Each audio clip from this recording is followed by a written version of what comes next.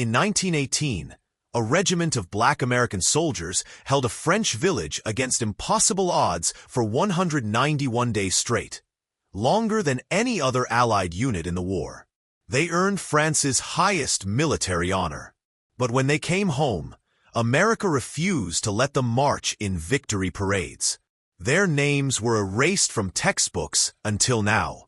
When America entered World War I in 1917, the nation was gripped by patriotic fever. Young men lined up at recruitment offices, eager to prove their courage on the battlefields of Europe.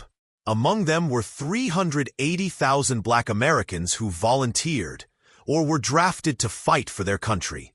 But there was a problem. This was the height of Jim Crow. Lynchings were commonplace. Segregation was the law of the land, and the United States military had a question it couldn't answer. What do you do with black soldiers when you don't believe black men can fight? The answer was as predictable as it was cruel. Black soldiers were funneled into labor battalions. They dug trenches, hauled supplies, buried bodies, and built the infrastructure of war, while white soldiers got the glory of combat. They were called the Service of Supply Troops, a polite way of saying they were servants, not soldiers. When black units did train for combat, they were given outdated weapons, inadequate equipment, and white officers who openly despised them. The military brass worried that putting black soldiers on the front lines would embarrass the nation. After all, how could America claim to be fighting for democracy abroad while denying it at home? But France was dying. The French army had lost over 1 million men, and they were desperate for reinforcements. American General John Pershing faced a dilemma. He had black combat units trained and ready, but he refused to integrate them with white troops. So, he made a decision that would accidentally change history. He loaned 4 black regiments to the French army. If these soldiers failed, they'd be France's problem. If they succeeded, well, they'd still be fighting under a French flag, far away from white American units. It was a win-win for segregation. But the French did something America wouldn't. They treated black soldiers like men. They gave them French uniforms, French helmets, French rifles, and most importantly, French respect. The soldiers of the 369th Infantry Regiment, formerly the 15th New York National Guard, were sent to the front lines. They'd soon earn a nickname that would echo through history, the Harlem Hellfighters. Before they even arrived, the American command was already sabotaging them. A secret document titled Secret Information Concerning Black American Troops was distributed to French officers. It was a guide on how to treat black soldiers, and it read like a Jim Crow handbook. It warned the French not to eat with black soldiers, not to shake their hands, not to commend them publicly, and certainly not to treat them as equals. The document explicitly stated that black soldiers were inferior, prone to violence, and a threat to white women. It was a desperate attempt to export American racism to Europe. The French largely ignored it. They needed soldiers who could fight, not a lesson in American prejudice. And fight is exactly what the Harlem Hellfighters did. May 1918, 2 soldiers from the 369th, Nem Roberts and Henry Johnson, were on night watch at an isolated outpost. It was quiet, too quiet. Then in the darkness they heard it, the sound of wire cutters snipping through the perimeter fence. A German raiding party, 24 men strong, was coming for them. The attack was swift and brutal.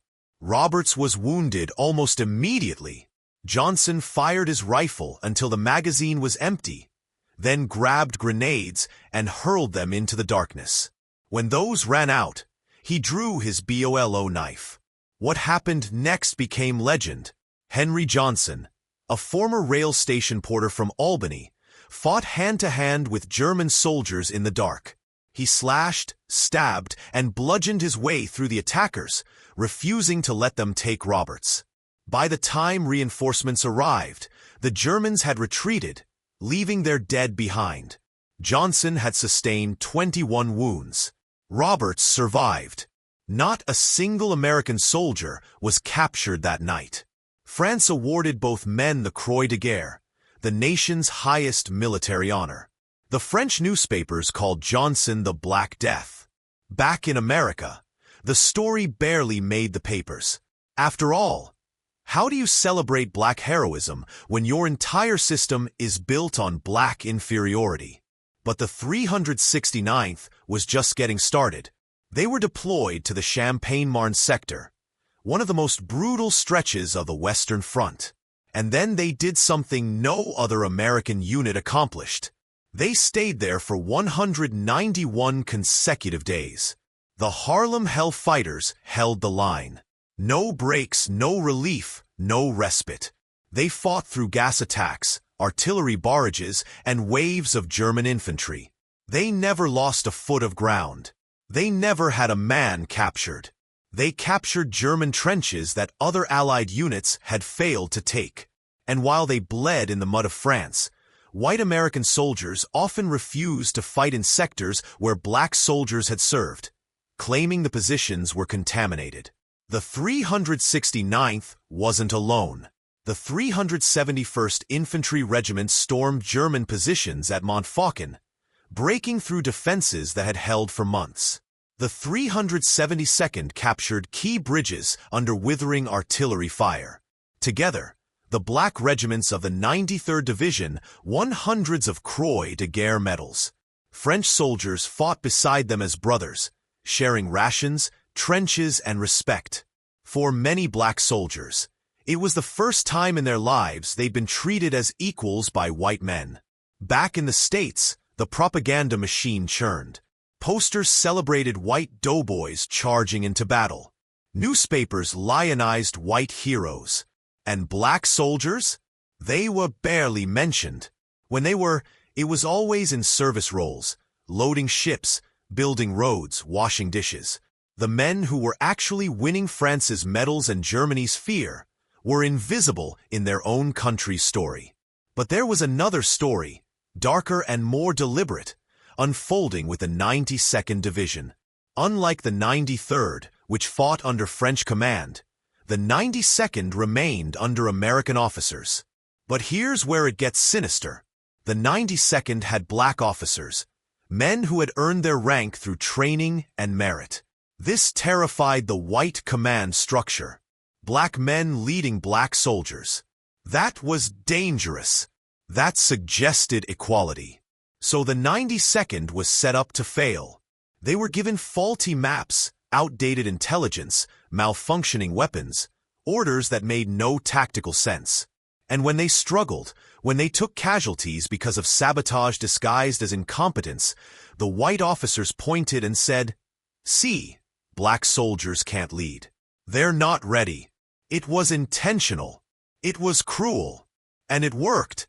For decades, the 92nd Division was cited as proof that black soldiers were inferior. The truth, that they'd been deliberately undermined, wouldn't come out until historians dug through the archives decades later. November 11th, 1918. The armistice, the war was over. In France, the Harlem Hellfighters and other black regiments marched through liberated towns to thunderous applause. French civilians threw flowers, waved flags, and embraced them as heroes. Children climbed on their shoulders. Women kissed their cheeks. For a brief, shining moment, they were celebrated for what they'd done. They were warriors. They were victors. They were men. Then came the orders to return home. February 1919, New York City held a massive victory parade. Thousands lined the streets to welcome their heroes. The 369th was finally allowed to march, but only in a segregated position, separated from white units. Still, Harlem exploded with pride. Black families waved homemade signs. Veterans walked tall in their uniforms, medals gleaming on their chests. For one day, they were honored. It didn't last. Before the year ended, America exploded in racial violence. The Red Summer of 1919 saw white mobs attack black communities across the nation, and they specifically targeted veterans. Black men in uniform, still wearing their medals, were beaten, shot, and lynched. The message was clear. You may have fought for democracy, but you're still less than human here. Don't get uppity. Don't forget your place. While black veterans were being terrorized at home, their achievements were being systematically erased from history. The Lost Battalion, an all-white unit that was surrounded and rescued after a few days, became the subject of books, films, and monuments. The Harlem Hell Fighters, who fought for 191 days without relief, were forgotten. Textbooks mention black soldiers only in passing, if at all. The French medals they'd earned were downgraded in American records or conveniently lost. Photographs were archived in dusty basements. Names were misspelled in official documents.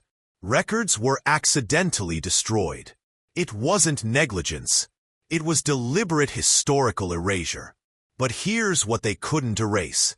France awarded the entire 369th Regiment the Croix de Guerre Unique Citation, one of the highest honors a military unit can receive. France gave more medals to black American soldiers than America ever did. When some of these soldiers died, their families buried them in French uniforms because America wouldn't honor them in American ones. And here's the twist that changes everything. German military intelligence reports from the war show that German commanders specifically warned their troops about black American units. They called them the most ferocious fighters on the Western Front. The same soldiers America claimed couldn't fight were the ones Germany feared most. Henry Johnson, the hero who fought off 24 Germans with a knife, was denied disability benefits when he came home. The wounds that nearly killed him were deemed insufficient for compensation. He died poor, broken, and alcoholic in 1929 at the age of 32. America didn't award him the Purple Heart until 1996, 67 years after his death. The Medal of Honor didn't come until 2015, 97 years later. Most of the Harlem Hell Fighters died without ever receiving recognition from the country they bled for. Think about that. These men didn't just fight Germany. They fought for a country that actively wanted them to fail. They won both battles. They proved on the bloodiest battlefields of human history that courage has no color. But America spent a century trying to bury that truth, because acknowledging black excellence in war meant confronting black humanity at home.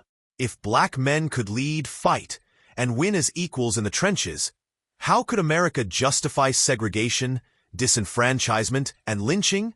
The answer was simple. Make people forget they ever fought at all. Rewrite the story. Erase the heroes. Celebrate the white units and bury the black ones. For generations it worked. American children learned about World War I without ever hearing the name Harlem Hell Fighters. They learned about bravery and sacrifice from all-white narratives. The men who held the line for 191 days became ghosts. But the medals don't lie. The French archives don't lie. The German reports don't lie. And now you know the truth. The black soldiers of World War I weren't sideline players or support staff. They were among the fiercest warriors the war had ever seen. They were heroes that history tried to forget. Remember the Harlem Hell Fighters. Remember the 371st. Remember the 372nd. Remember Henry Johnson, who fought 24 men alone and won. Remember that they came home to hatred and died in obscurity. But their courage was never diminished by America's lies. This is African Journal, where the history they tried to erase comes alive. And it's time we stopped letting it be erased.